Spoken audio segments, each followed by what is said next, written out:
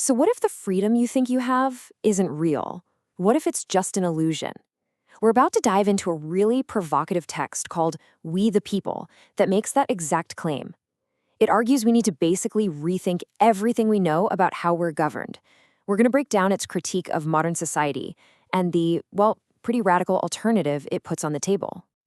The author does not ease into this argument at all. Nope. They start by challenging the one word we all think we understand, freedom.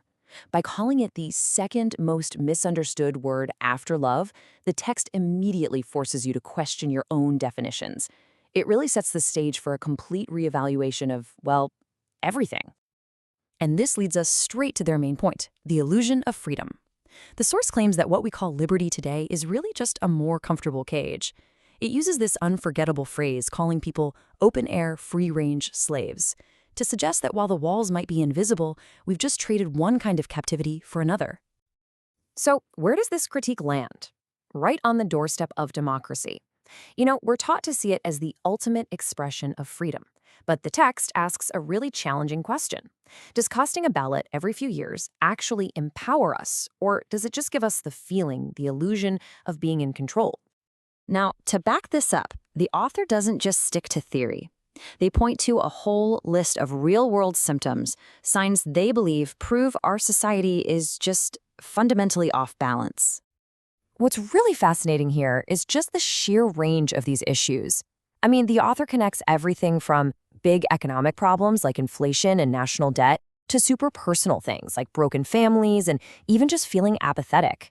The key takeaway they're pushing is that these aren't a bunch of separate problems. They're all symptoms of the same underlying disease. Okay, so if those are the symptoms, what does the author say is the actual cause? This brings us to the next section, where the text literally puts the entire system of democracy on trial, directly linking it to all that societal decline we just saw. The source builds its case point by point. It argues that things like lobbyist money and a total lack of accountability make our votes pretty much meaningless. But here's the core insight, the real kicker. The author claims the very act of delegating our power is the problem. It's how we surrender not just our political power, but our personal responsibility, even our own authority within our own homes. And this quote right here, wow, it just perfectly sums up the author's final conclusion. This isn't just a critique of a few bad policies. It is a total rejection of the entire system. Democracy is framed as a kind of deception, like a spell cast to make us feel free, while the author argues we're actually still captive. So, to explain this dynamic a little better, the author introduces this core metaphor that's really central to their whole argument. They call it the daddy government. Okay, let's unpack this a bit. The idea here is that when we, the people, elect others to solve our problems for us, we're basically giving up our own adult responsibilities.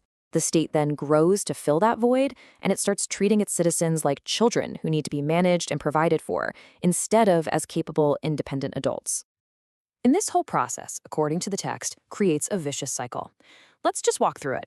It starts when we elect other people to fix our problems.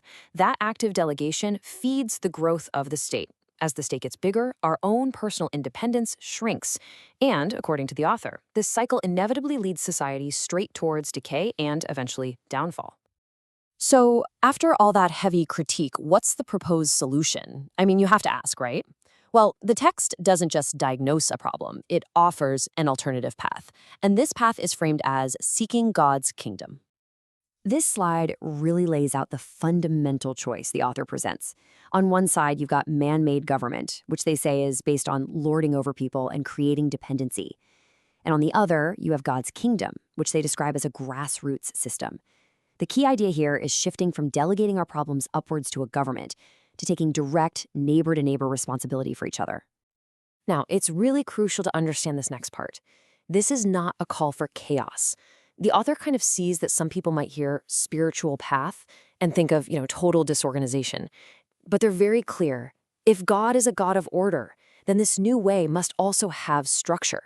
It's not the absence of order, but a completely different kind of order. And that brings us to the final and maybe the most challenging part of the whole argument. If this better way exists, then why isn't it working? Why isn't it everywhere? The author frames the answer to that as a question of faith. The author is absolutely adamant about this. They say that if this alternative society isn't working, it's not because the idea itself is flawed. They argue the blueprint is perfectly sound.